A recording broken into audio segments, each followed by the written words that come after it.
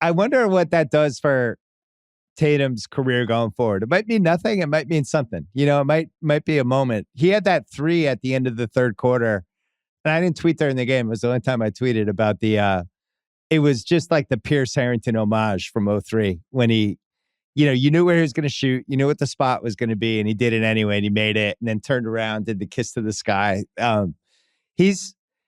For me, I feel like he's on the list now with whatever list we want to make of the top guys. I do feel like he doesn't like dabble his feet in there anymore. He does enough stuff every game now that I think he's as good as these guys. I don't think that's a crazy homer thing to say. I mean, I voted for him first team All-NBA.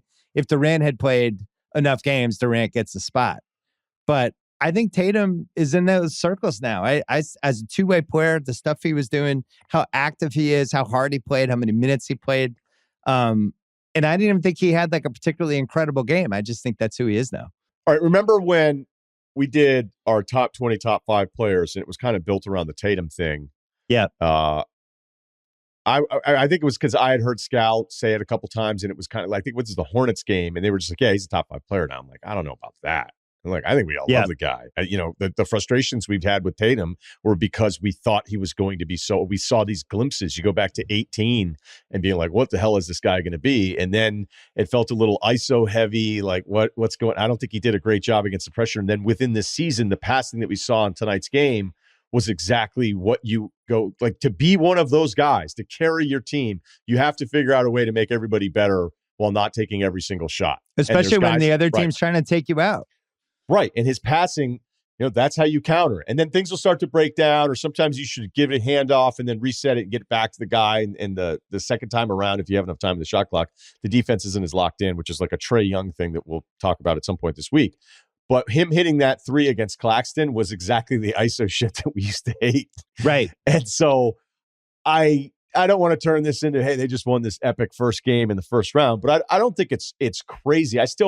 I need a playoff run where he's the guy. Where he's like this every game. Deep. Yeah. Yep. And it's this kind of run where we're playing here later into the playoff season, not necessarily just the NBA Finals, but I need that kind of from him before I start saying, hey, you can't have a list of 5 guys without Tatum, because that seems strong. I'm not ready to say that, because I think that list is longer than 5 guys now.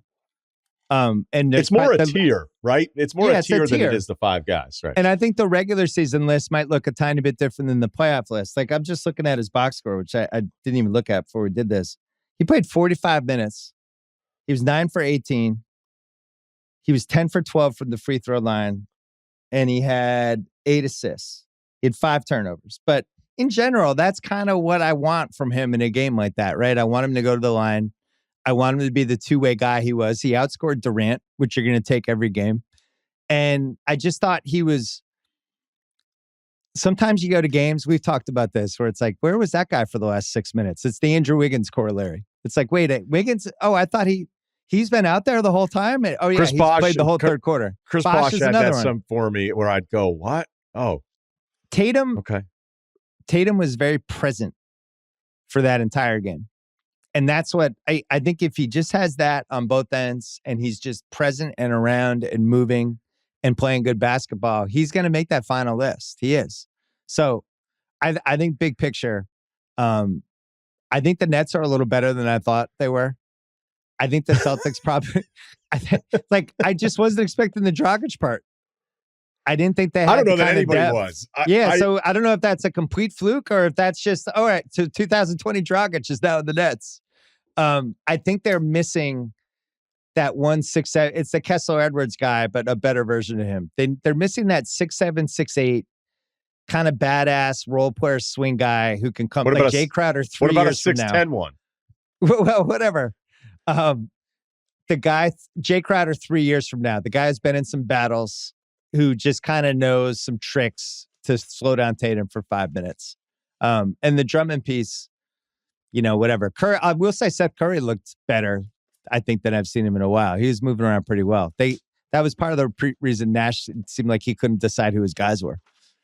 So, by the way, hey, what did that Kyrie pass to the corner for the Brown 3 look like?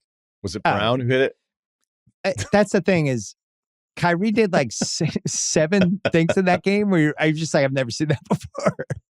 That pass was so I don't know that we've really. I want to give you more space here.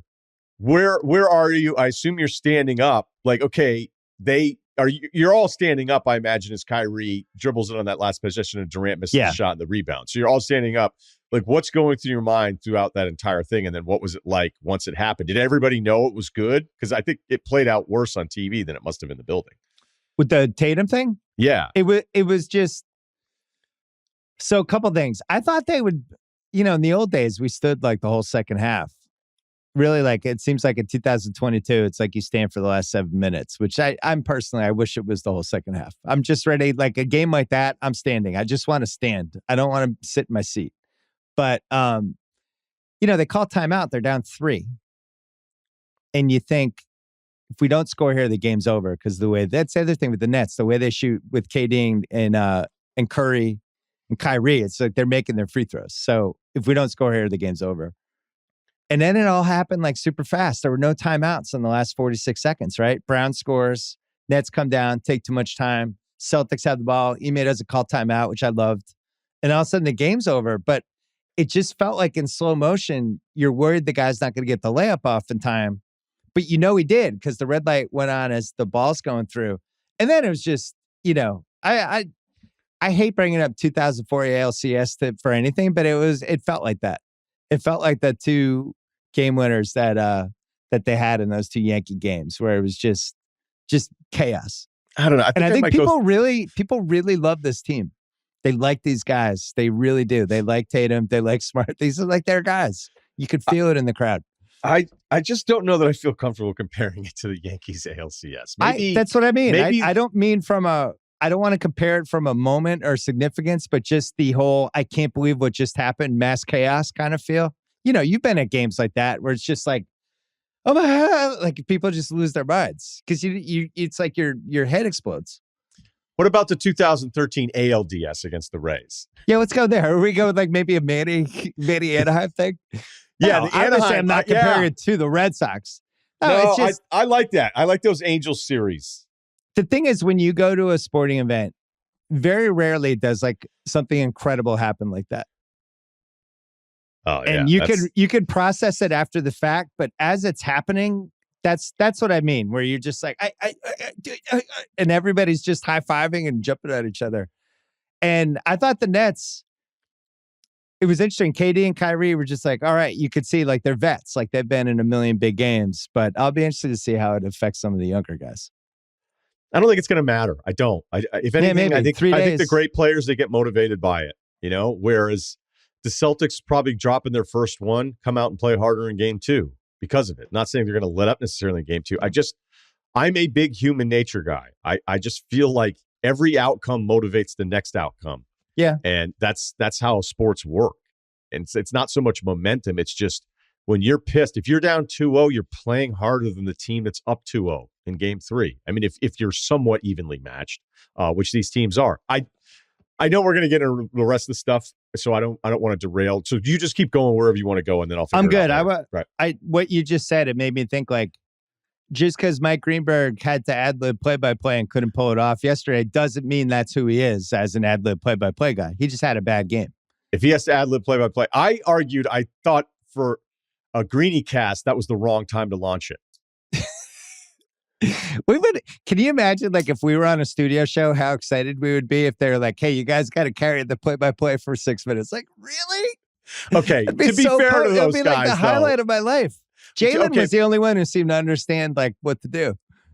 There may have been a time I think one of the guys didn't know who one of the players was, but I would tell you that I think that's a really hard thing to ask Greeny, Stephen A, and Jalen. Right. Impromptu. Hey, the audio's down. Yeah. Ad lib. At least they cut the countdown music, which didn't make a ton of sense. Yeah. The tendency is to just overtalk, but really it should just be like, just lay back and hang out and enjoy it. But anyway, that was a lot to ask of those guys. And they got made fun of a ton. Like, people were making fun of Ruocco for doing a countdown that ended up on the live broadcast. And it's like, wait a minute, that's how it works. You're testing the lines. And at that point, it was already a mess. So they're trying to figure it out. So whatever.